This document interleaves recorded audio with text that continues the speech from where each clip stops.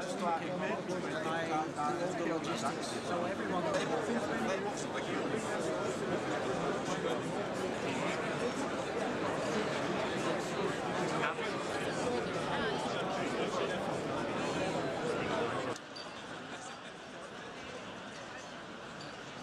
ღვინის ეროვნული სააგენტოსა და ასოციაცია ქართული ღვინის ორგანიზებით დუსელდორფში მიმდინარეობს ერთ-ერთი ყველაზე დიდი ღვინის გამოფენა მსოფლიოში. ეს არის პროვაინი. პროვაინზე 5000-მდე სხვადასხვა მწარმოებელია წარმოდგენილი მსოფლიოდან, მათ შორის 14 ქართული კომპანია იღებს მონაწილეობას.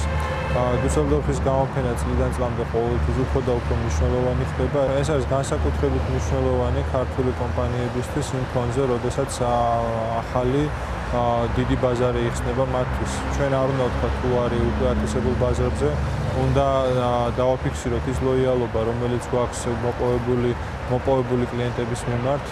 დღეს ქართული ღვინო 40 სხვადასხვა ქვეყანაში იყიდება და მნიშვნელოვანია, რომ ყველა ამ კლიენტთან, ყველა ამ პარტნიორთან ურთიერთობა სწორედ დუსელდორფის გამოფენაზე ხდება.